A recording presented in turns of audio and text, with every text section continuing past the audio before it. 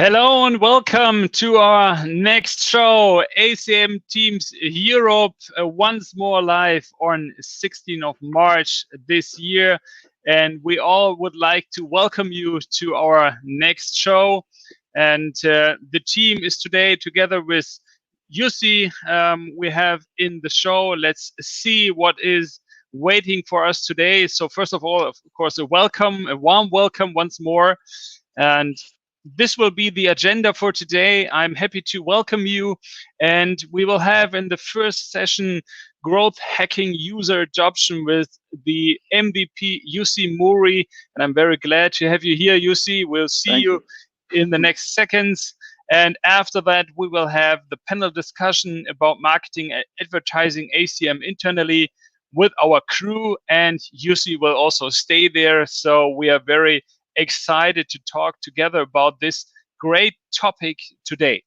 So we will first introduce ourselves. If you stay here the first time, let's see, we have Caroline and Amanda and Edita that are in this ACM Teams Europe crew, and together with Michael and myself, we have this user group, and we are happy to be also part in Meetup. So follow us on our Meetup station and or otherwise on the YouTube channel. Maybe you watch there, or on LinkedIn, you can see us here. So this is the group, and we are a group of specialists all around the team, topic ACM Teams or ACM in person, adaptation and change management. And so if you have any questions, come to us. Let's see in the comments where you're watching us, from where are you watching us. Let's see, we have some greetings. Tammy, one of our special guests from Canada. You are always with us, Tammy. Thank you very much to have you here once more.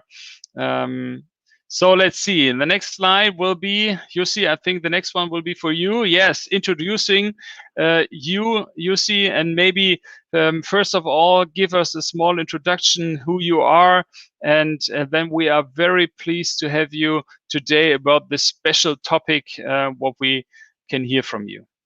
Jussi, please. All right, thanks a lot for having me here. So my name is Jussi. Currently sitting in Helsinki, Finland. As already mentioned, SharePoint MVP since 2013, and already an evangelist around the user adoption topic for, I think, over 8 years or something like that.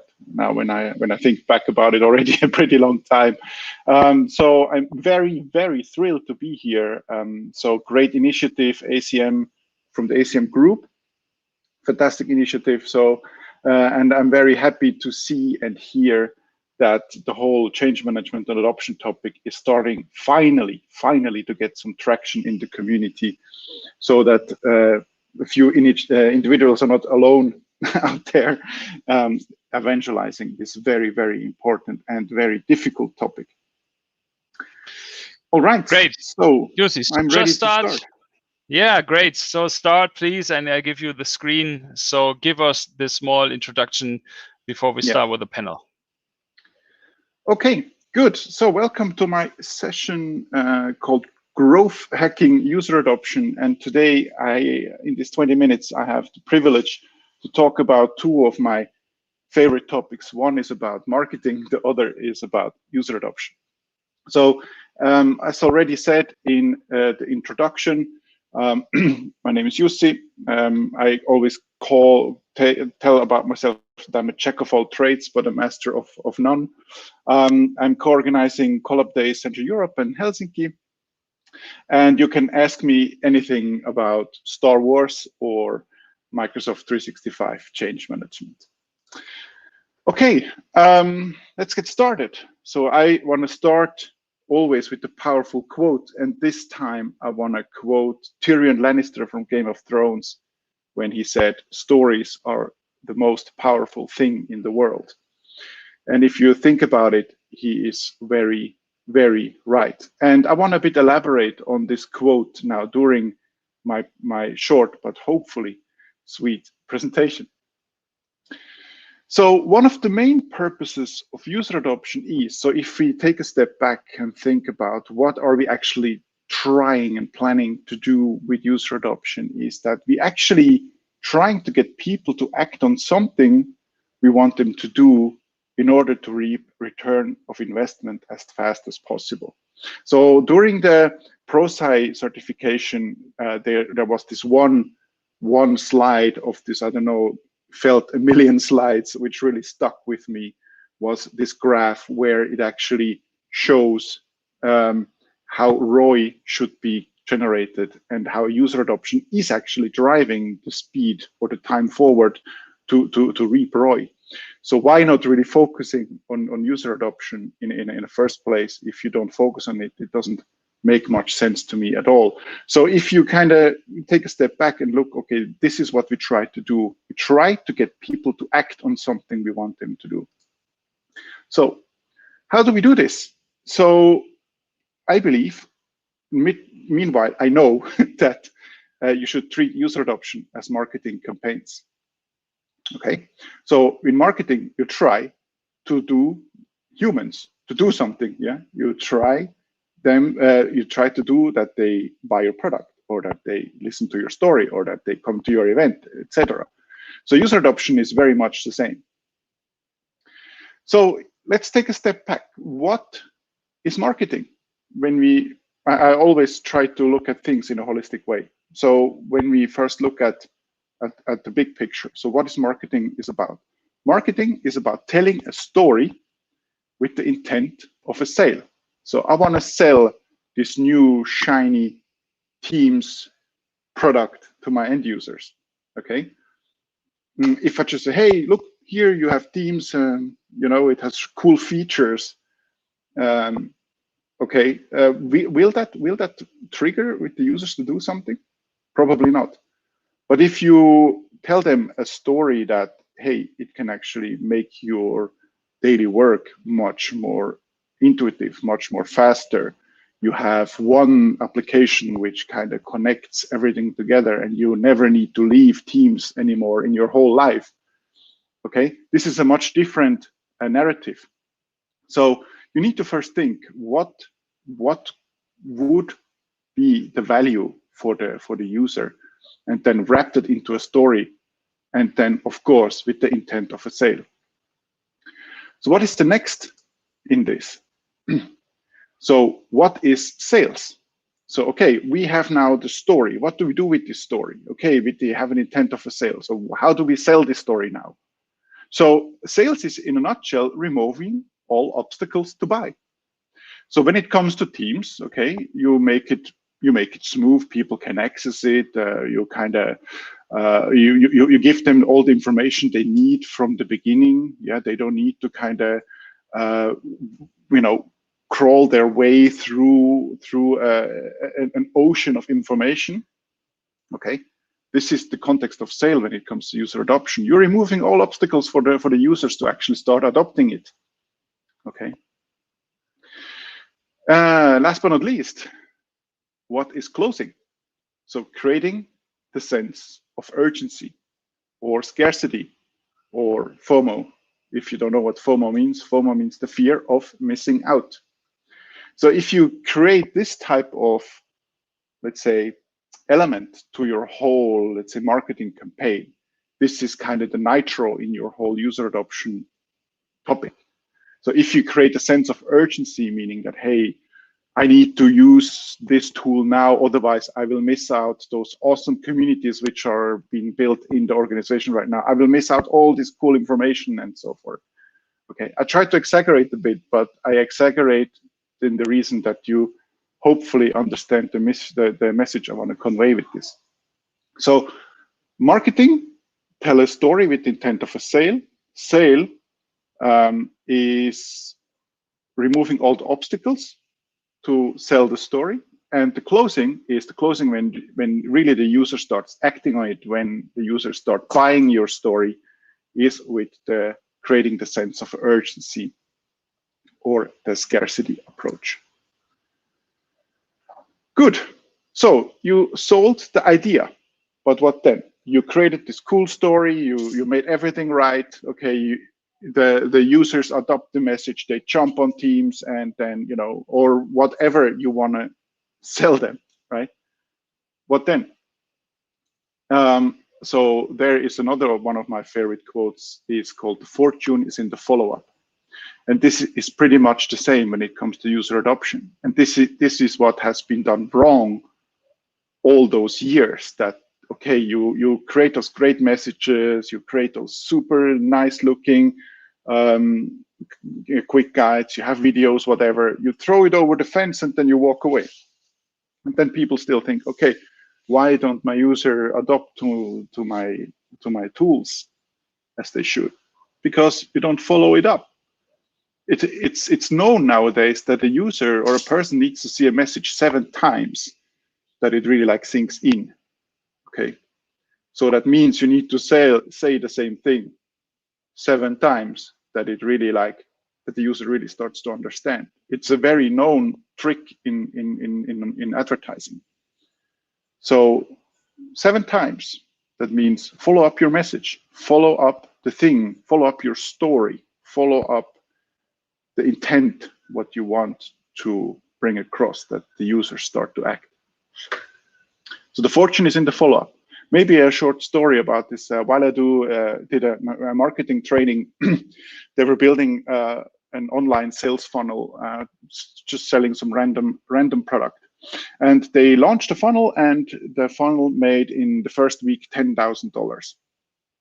What they did then, they took the same funnel and then created this automated marketing messaging with a tool like HubSpot or something like that, where they kept on following up with the people who have signed up to be interested in this. So the follow-up funnel made $80,000 with exactly the same product. So you can see the main difference.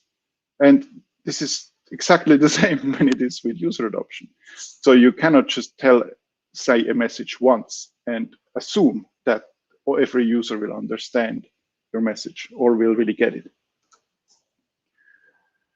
So what do we do exactly?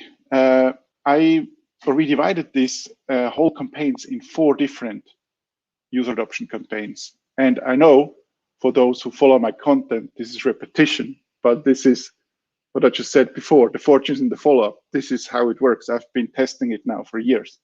So you have these 4 user adoption campaigns. The first one is discovery campaign. Then you have the onboarding, productivity, and mastery. And I will now elaborate a bit more what I mean with those. So in the discovery campaign, we ignite curiosity with the end users. So I want to read the quote. The goal of the discovery campaign is to ignite curiosity within the end users and the interest to learn more. With the help of simple and digestible learning materials, we eliminate the fear of change. The end user knows the why of the change and has a clear understanding of where the journey is going. So very important, taking fear away, but showing the user, hey, this is the goal, this is the end, or this is what you can do later on when you really get into this, okay? Think about, again, the fear of missing out thing. So if you don't really adopt to this, you will miss out all these things, all these cool things, okay? The next one, onboarding. Onboarding is creating understanding.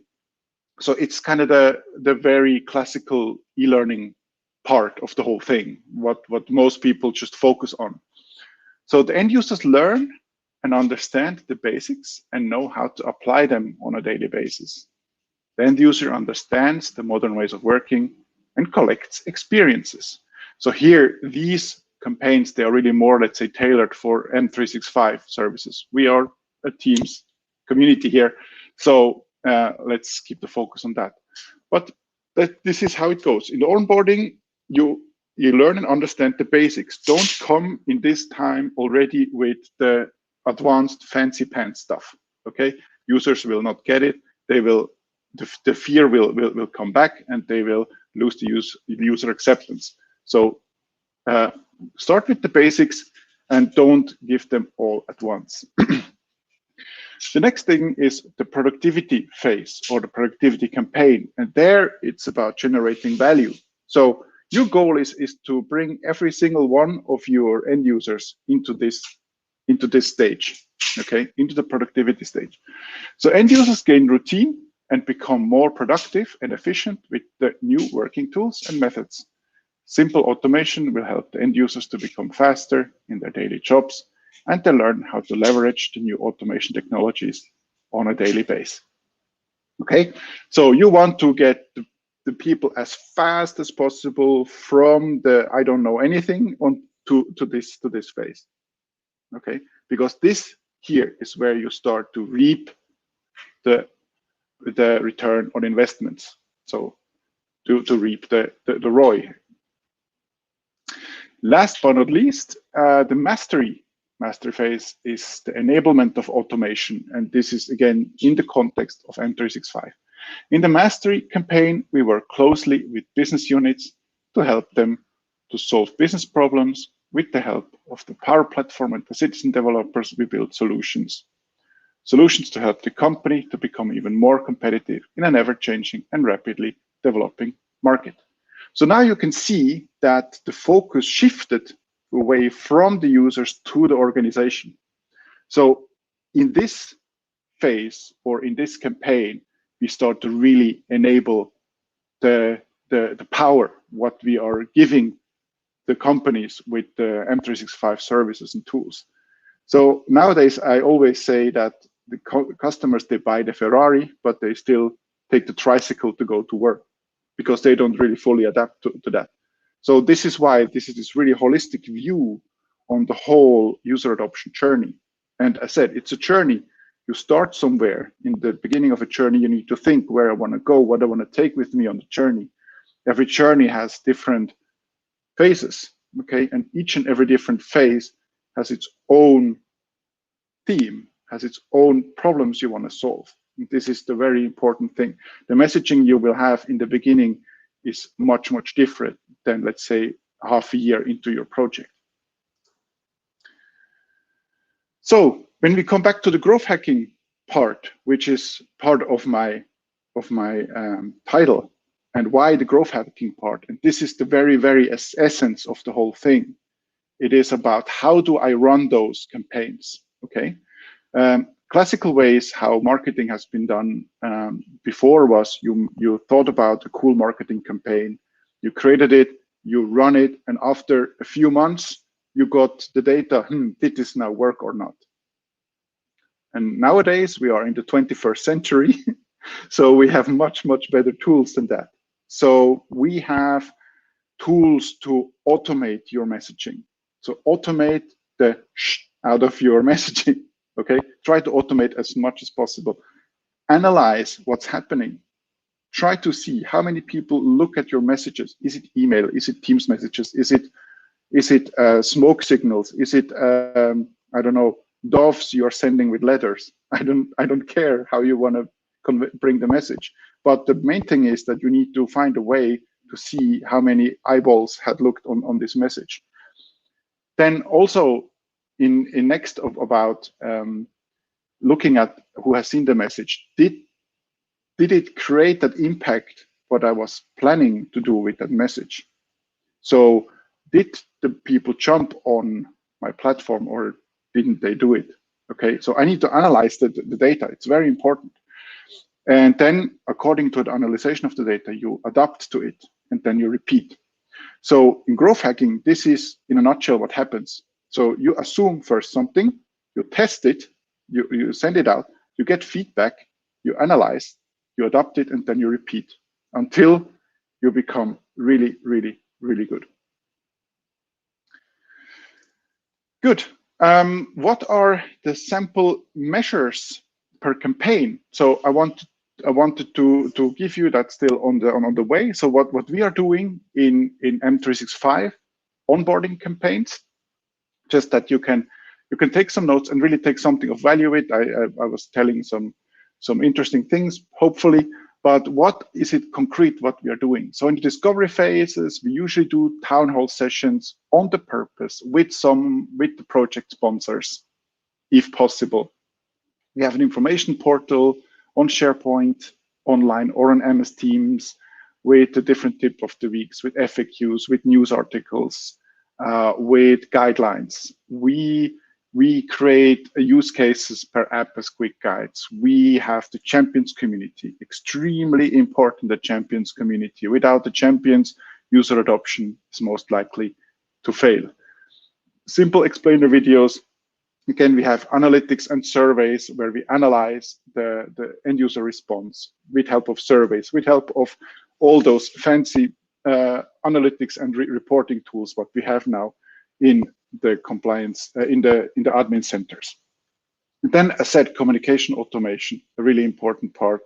You don't want to go and send your communications out over and over again manually. You want to have a set of messages you are sending, and then you automate the sending of them. And then, of course, you start to plan already the webinars for the champions and the end users, which are coming in the onboarding phase. This is what you do in the onboarding phase. You conduct webinars. They can be webinars or they can be trainings, how you want to run them in your organization. You create and distribute explainer videos, or you have videos already available. You create and distribute quick guides. There's a ton of them around in the net, or then you create them for your customers. And then the involvement of the champions community starts to really take fruit in the onboarding campaign. In the champions community, you want to actually involve them already in conducting own webinars. It's always better to have the champions doing the work for you than you as the change coach doing all the work by yourself, because you want to make yourself as fast as possible obsolete when it comes to user adoption. If you don't do that, then you don't do a good job. Then analytics and surveys here as well. You have other events in the onboarding phase, like tech talks or Ask Me Anything clinics. Ask Me Anything clinics, they work like a charm. When you have once or twice a month, just an hour, people can come and ask questions. They work really, really well. Then in the productivity campaign, we have the introduction of automation, of course, with all the Power Automate, with the bot framework and all these cool things we have. You start to introduce those technologies to your users.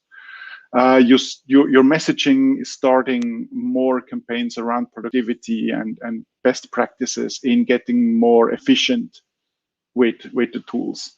You create advanced user guides. Again, the analytics and surveys, you scale your champions communities because they start to understand, okay, this is actually valuable when I'm a part of that, because I had knowledge of others. You create other events like more deep dive training for citizen devs, and you do advanced tech talks, and you continue with the AMAs. Then in the end, in the mastery, there we have more information around advanced optimizations. We have really deep dive webinars, business units workshops. And what we also are doing are like power hacks. So you have like power hackathons. So for instance, when units can come, bring your challenge, and you go and hack those challenges together with your champions community. And what we use quite often in champions community are 3 different roles. We have the innovator, the coach, and the tinkerer. So we try to differentiate the champions in those 3 roles. So the innovators, they are the ones with the crazy ideas, who can connect dots, who can see the big picture. The coaches are the ones who are really good with telling stories and can coach the users. The tinkerers are the ones who can solve anything. So you can give them a problem. Hey, I have a problem. Can you please create a solution for me with that? All right, I think I am running out of time. So I'm through in a bit over 20 minutes. So yeah, I want to thank you for your attention, and please feel free to connect on Twitter or on LinkedIn. And I hope this was useful for you. Great, Jussi. Thank you very much for this great introduction. Yeah, thank you. That was pretty cool. I was fascinated looking at all your slides. This is really great ideas what you entered here, and what you give us here in the community to help to understand more what could be done to find ideas how a user adoption could work better. And there have been great ideas in there. You have a small friend over there, your son. Yeah, that's great. Yeah. Hi, other side. Shiny. Perfect. Hey, Yeah. hi. Great. So thank you very much for all this. I think could start with a panel discussion. I have a look at my colleagues. Yeah, we start with a panel discussion. Is it okay? Yeah, everybody's nicking. Sure. So, of course, we have once more a small slide. I will show you here. Panel discussion, marketing and advertising, ACM internally. And I will give my moderator job now to Caroline, and you will guide us through this panel discussion. So thank you very much once more, Jussi, and stay with us now for the panel discussion. Carolina, please. Awesome, thank you, Alex, and thank you, Jussi, so much for the awesome presentation. I wrote down so many things, and I have so many questions. And also, we have a quite interesting chat in the YouTube comment section. And to all of the audience right here, if you have any questions to Jussi or any other comments or ideas, just write those in the comment section and we can lift those up in our show as well. But here in this panel discussion, we have some questions I would like to ask Jussi and from our crew. I actually want just to say a couple of things from Jussi's presentation. So actually the one thing Tammy also said in the comment section that the fortune is in the follow-up. And the very interesting point that Seb Matthews also made in the comment section was that they are sending release notes from every release they make in their company. And usually people open the third email note they send out. So that was pretty interesting fact for me, because I'm always the one who opens up the first email I get. You're different, Caroline. So, but yeah, it's really true. So again, it's like you need to be reminded over and over again, and it's the same like when you are in Facebook and you see the same ad for the 7th time. This will most likely trigger you to click on that than if you just see it once. It's just psychology. It's just a trick what marketers use. And why not use this trick in user adoption? Because it's so easy to implement, and fast. Yeah, and maybe our first question would be about what are those tools you can use for advertising teams and all these other things in your company? Because of course email is the obvious one, maybe also a bit old-fashioned one. Can I say that? Yes. What other tools you can use? Usually you can go first, and then we'll maybe go to Alex, Amanda, Edith, and Michael. Yeah, I mean, even though email is old-fashioned, it's still the fact that it's still very, very adopted and widespread, and people still, let's say, in an organization, still read the emails most likely when you send it to them. So it's still a very powerful tool. I know I probably get a lightning strike saying that here, but it's still a very, very powerful tool to do that. But for instance, Yammer groups work well. Also in Teams, there are different ways to kind of get users notified with new messagings and messages. Might be an interesting thing to look into, like message templates, what you can send out in Teams or so. But these are new things, what we are exploring at the moment. But in current cases, we actually use emails mostly, and also use PowerShell scripts to automate those email messages and so on, so that you're not go and write them and send them. So you have all automated. There's also SendGrid, what we use quite often, or you can use MailChimp or HubSpot or Dynamics, whatever you have at your disposal. I really like the idea of automating marketing inside your company, because we do that for B2C marketing, but rarely we do that inside our own company. Exactly. Good point. What about Alex? I just realized, Michael. sorry, I have to interfere with that. I just wrote a Power App for a customer recently to automate B2C advertising, actually. And now it's hitting me that I can use that, because I don't know how to use PowerShell, actually, that I can use that for internal advertising as well. Yay! Awesome. My job's Maybe you could write a blog post. Yeah. I would like to add once more some old stuff, maybe. Of course, next to the email, we are also try to use visual updates, something like posters we hang in the floors where we show that we are excited to start with Teams or with M365 in maybe in May or somehow. So very early. Advertising the complete old way, but it could also be a little bit a funny way. So something like we will leave you the paper on the toilet, something like on the toilet where you have this paper, you have a sign there. So we will leave you this paper here, but you will lose maybe paper with OC65 later. So just a little bit fun in the message to give it you with the people so that they are more interested in, so they recognize, okay, something's happening here. Like advertising for a film, a movie, you will also have posters in the cinema.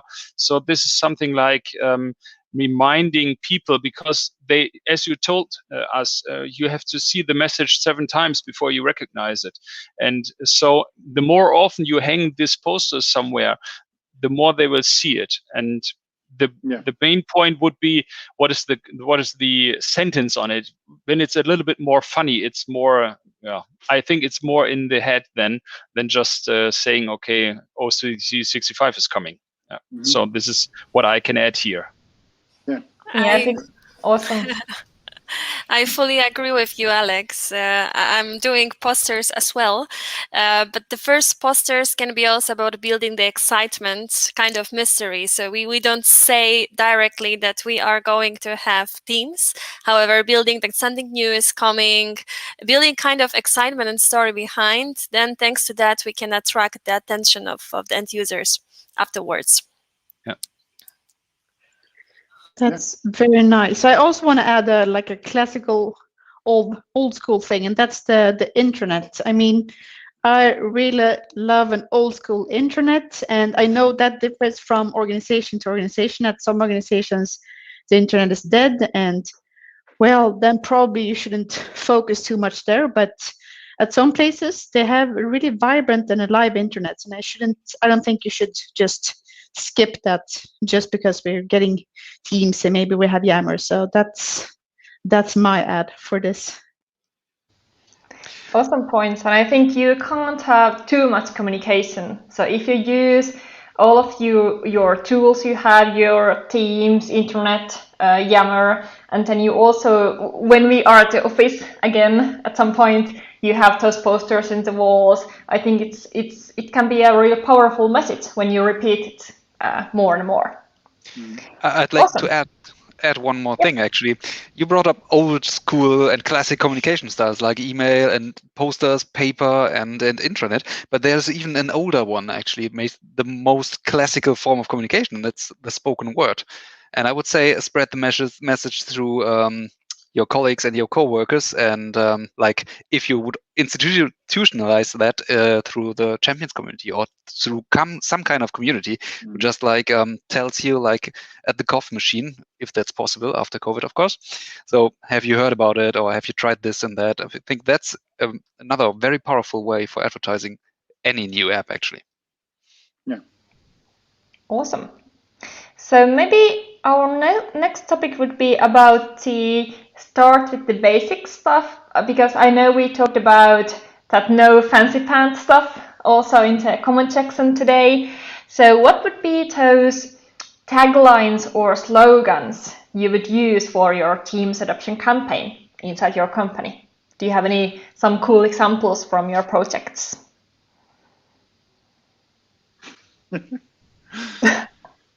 Everybody. I know you have. A lot. Not all at once.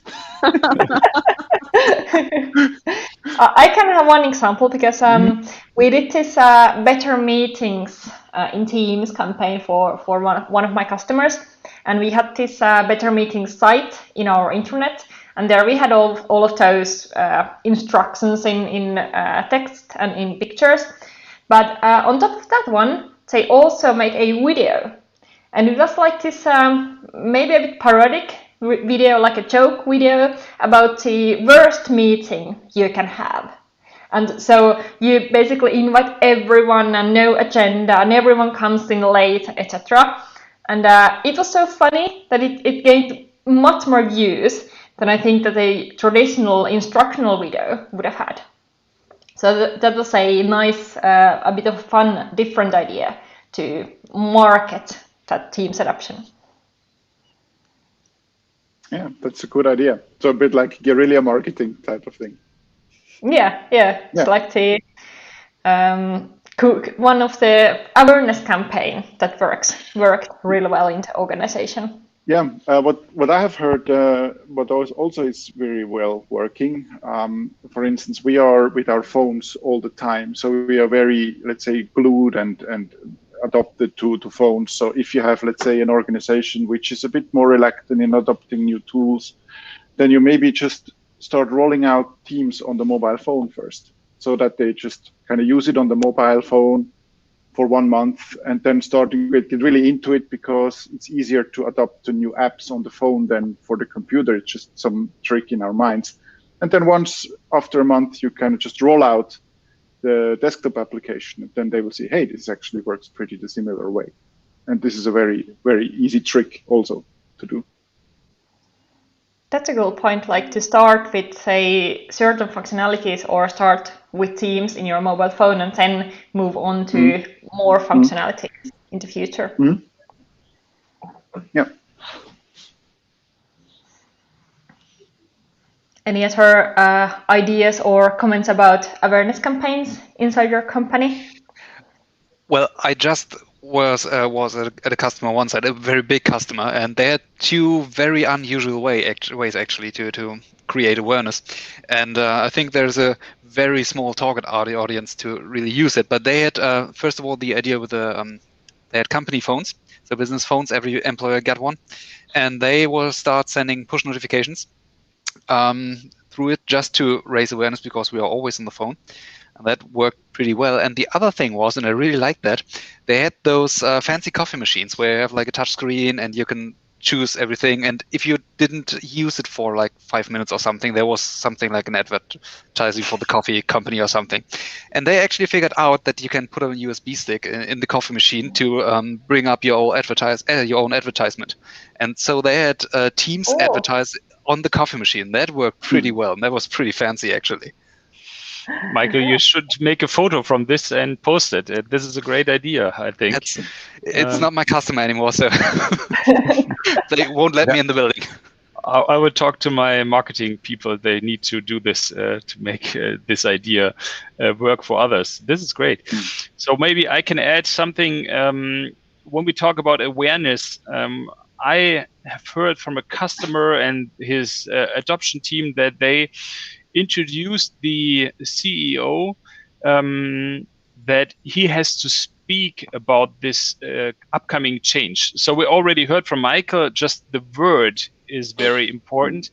And maybe this is the same thing, but the main point was that in every time when there was a meeting, the CEO talked at the end about the excitement that M365 is coming in the next month, I don't know. So it was just also fun for the people to listen to him and ask themselves, will he talk about M365 this time also? No, the time is going to the end. No, he is not talking about it. And then at the end, he talked about it. And so everyone said, he did not forget it. So it was just like a joke that he's always talking every time he talks to somebody. At the end, whereas a bigger meeting, he's talking about this over time of about month. So it was so damn in their head that this will come, that they could not forget it. Yeah, just because of the CEO always talking about it. Just you can use that.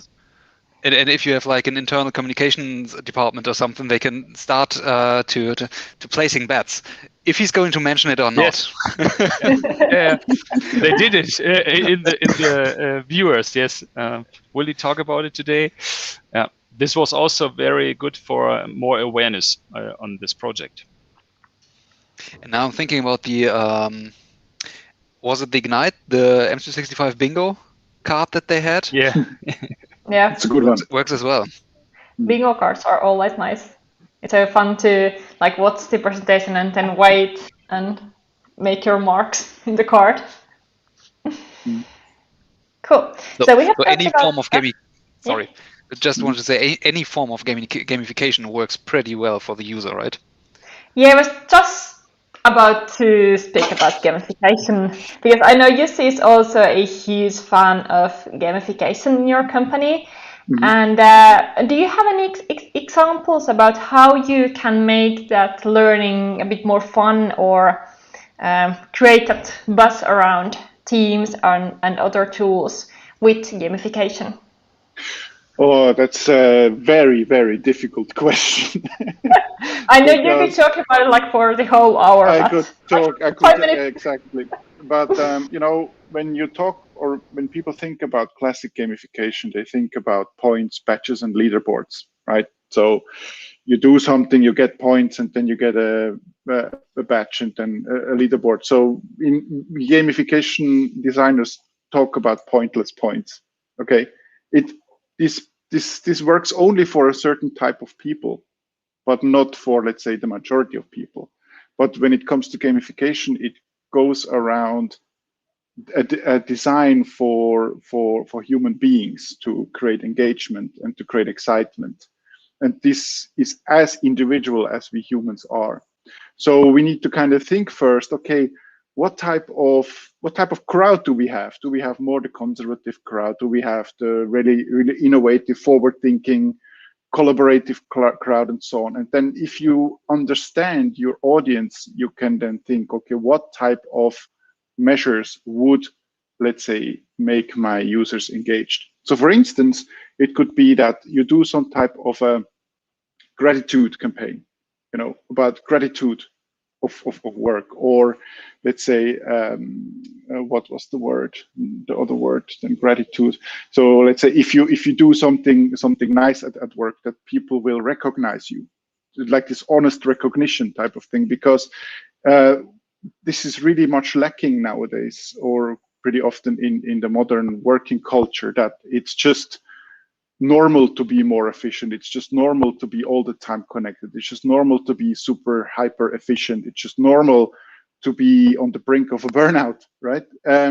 Which is really not good. So thinking around that things, going back, what is really, really motivating for people, and gamification is about motivation, and honest appreciation of that, what you do, is extremely powerful motivator. If you just go and randomly say to a colleague, hey, what you have done, this has been fantastic.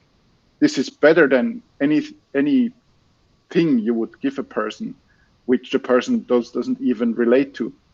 Okay, things can be good, but it needs to be something what the person is related to. So if I'm a dog owner and I get cat food, I don't give a damn. Sorry, but it's you get what I mean. So the gamification has very much to do about how motivation works and how do you tap into this motivation. And as said, it's as individual as we human beings. That's why it's so difficult. But if you can manage to do it, it's very, very, very powerful. And I just have to say, we have apps in Teams what you can use already. So you can use praise if you want to say good job for your colleague. And I really, really love those custom praise badges you can do in Teams Admin Center. Your pineapple parrot was fantastic. yeah, my pineapple badge and my parrot badge and everything. Exactly. But those are like super simple things. You just need an image and then you need text. You go to your admin center and you can use those badges. So you can make it personal. So you can make those badges fit in your organizational culture. So it gets the motivation to use those as well. It's not maybe that motivated to give like those normal badges to your colleagues, those Microsoft ready-made badges, but when you have something that's a bit of an inside joke in your company, so that can be a powerful thing. Absolutely, yeah. The more personalized, the better those things are. Yeah. But again, I mean, a very powerful thing is honest appreciation and sharing that, and it's okay to not only, let's say, point out the shortcomings of a colleague, but also to kind of especially point out if something has been done really well. And in our working culture, this is really not, I mean, in all those companies, in all those years I have worked, I've never really seen that there is this type of appreciation culture. And I find it really sad and actually really stupid, to be honest. Yeah. Well, Micah, did you have something? I wasn't sure. I really like the praise buttons, and I especially like them when you can like customize them for something that works in your company. But actually, I've never seen that as a customer for mine, because usually those people who are in charge of advertising, change, user adoption and stuff, they don't usually have access to the Teams admin center, and they don't get it that easily. So I wanted to mention that works only if you have access to the admin center, but then I thought.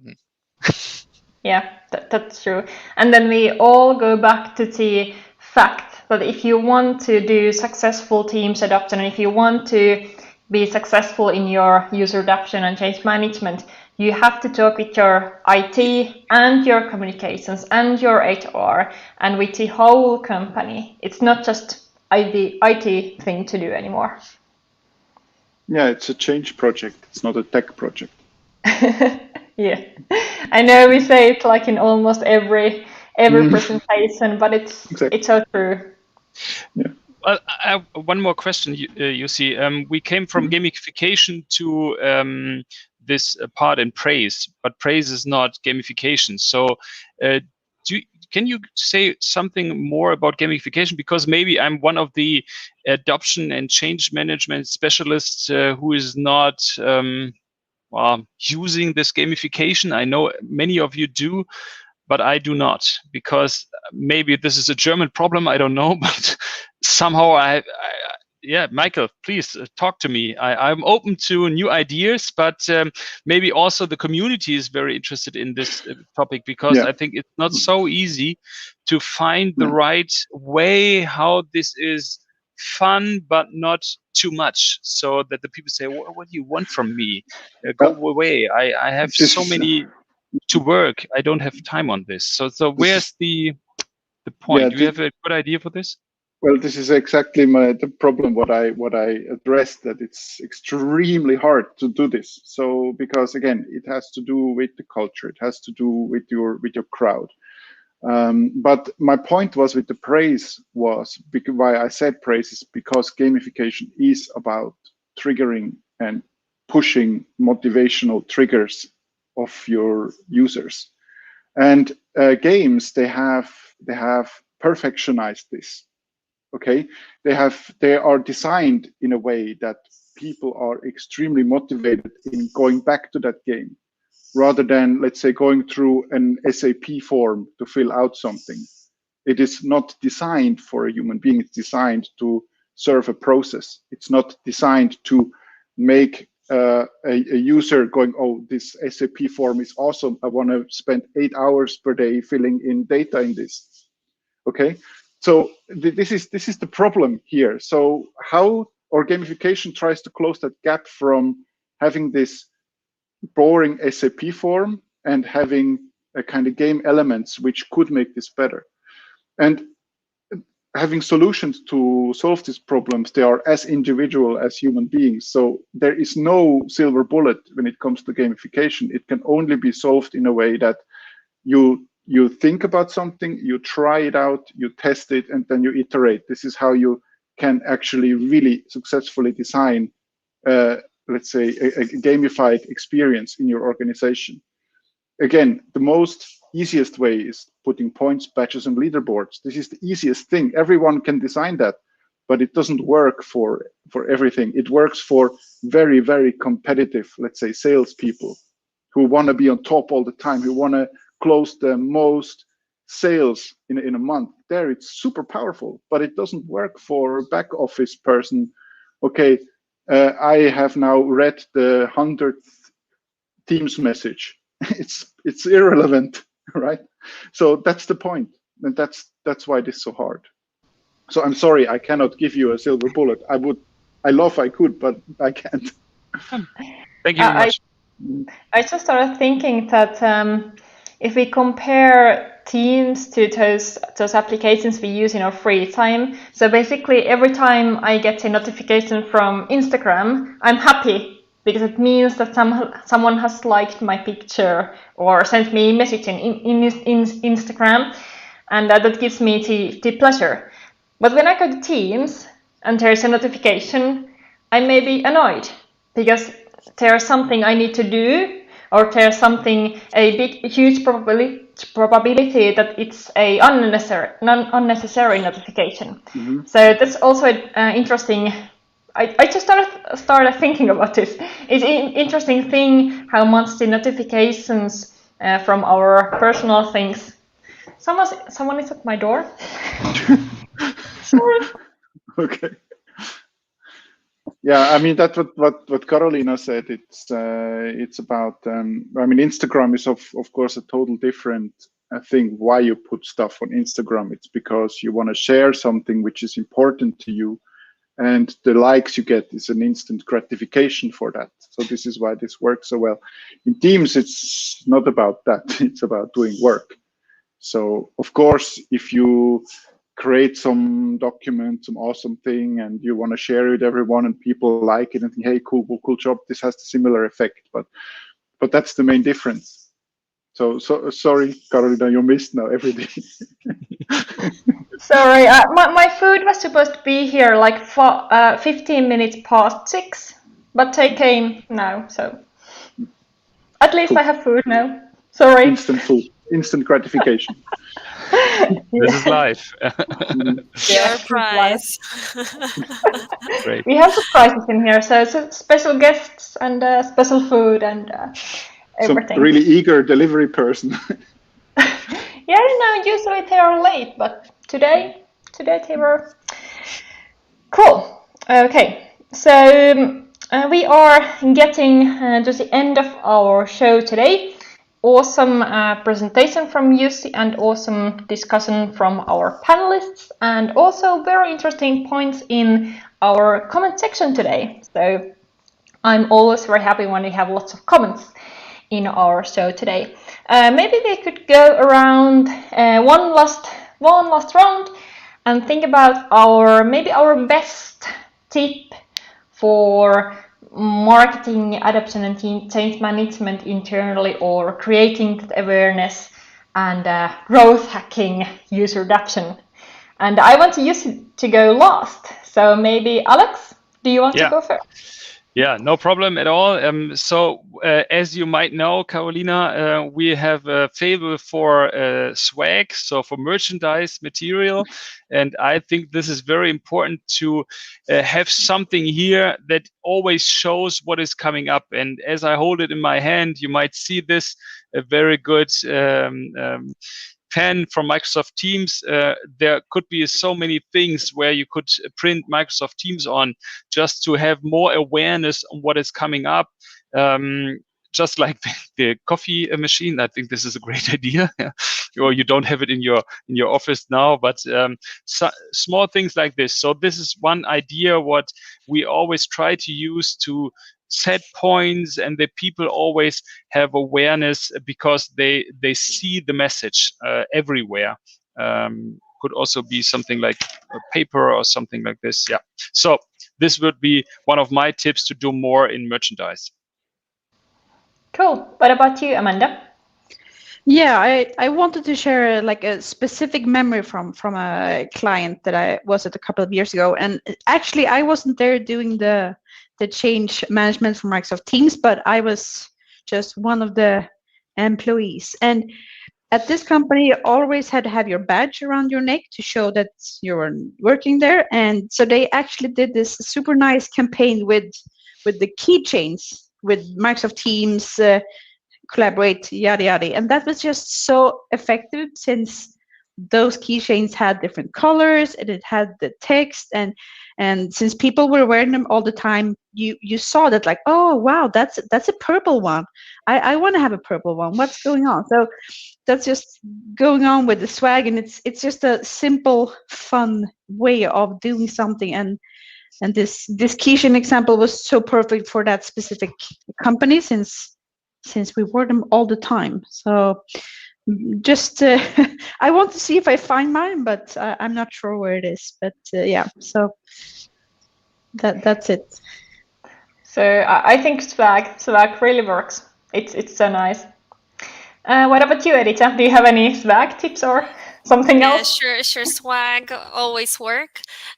However, I would say that in all this marketing stuff, it's good to ask marketing department for the best practices they have. Probably they will be able to share the content and the ways how to get the customers and use these methods also internally.